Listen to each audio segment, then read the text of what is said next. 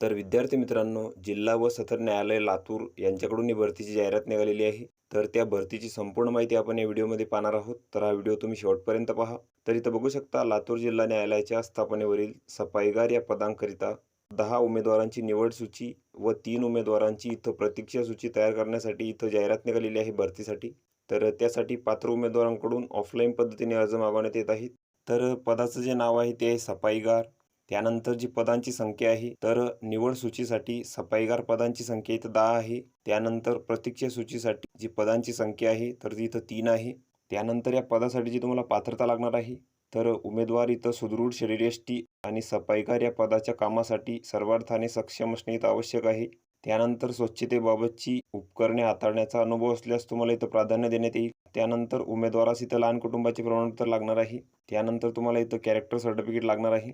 त्यानंतर या पदासाठी जी वयोमर्यादा आहे, तर ती सर्वसाधारण प्रवर्गातील उमेदवारांसाठी 18 ते 38 वर्षापर्यंत आहे आणि इतर मागासवर्ग तसेच अनुसूचित जाती, जमाती व विशेष मागास प्रवर्गातील उमेदवारांसाठी इथं 43 वर्षापर्यंत आहे. त्यानंतर योग्य मार्गाने अर्ज करणाऱ्या राज्य किंवा केंद्र सरकार कर्मचाऱ्यांच्या बाबतीत इथं कमाल वयोमर्यादा लागू असणार नाही. त्यानंतर या पदासाठी जे कामाचे स्वरूप आहे, तर तिथं दिलेले आहे. तर निवड झालेल्या उमेदवारांची जिथे नियुक्ती केली जाईल, तेथील न्यायालय इमारतीची व परिसराची स्वच्छता व साफसफाई करणे आणि निगा राखणे, तसेच न्यायालय इमारतीच्या आवारात बागेची निगा राखणे, तसेच वरील कामाव्यतिरिक्त न्यायिक अधिकारी आणि न्यायालयाचे प्रभारी अधिकारी यांच्या निर्देशानुसार आवश्यक ती सर्व कामे तुम्हाला इथं करावी लागणार आहे. त्यानंतर या पदासाठी जे तुम्हाला वेतन मिळणार आहे, तर ते 7व्या वेतन आयोगानुसार 15,000 ते 47,600 आणि अधिक नियमानुसार भत्ते तुम्हाला इथं राहतील.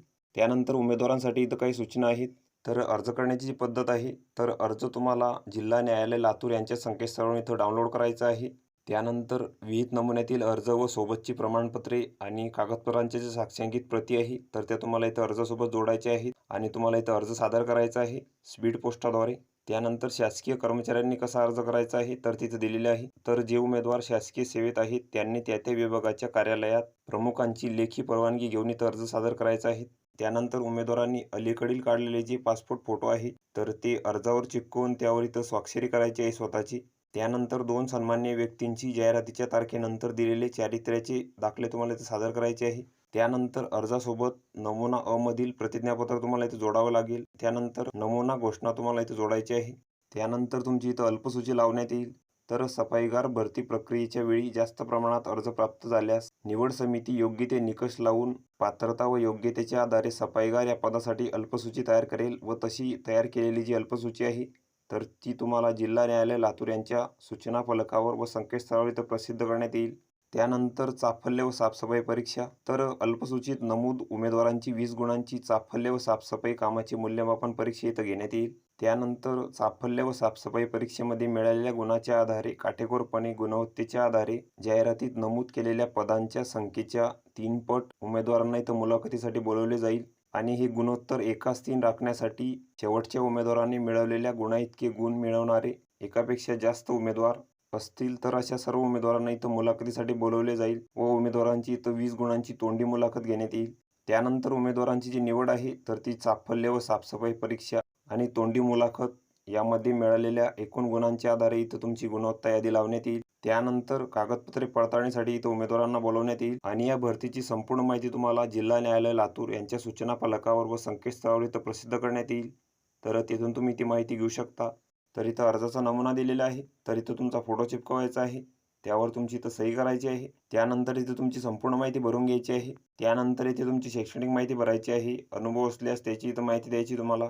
त्यानंतर उमेदवाराला चारित्र्य दाखले दिलेल्या व्यक्तींची नावे व पत्ता इथं लिहायचा आहे. त्यानंतर अर्जासोबत जोडलेली जी कागदपत्रे आहे, तर ती इथं तुम्हाला भरायची आहे. त्यानंतर हे प्रतिज्ञापत्र पण तुम्हाला इथं भरायचं आहे. त्यानंतर हे चारित्र्य वर्तवणूक प्रमाणपत्र पण तुम्हाला इथं भरून घ्यायचं आहे.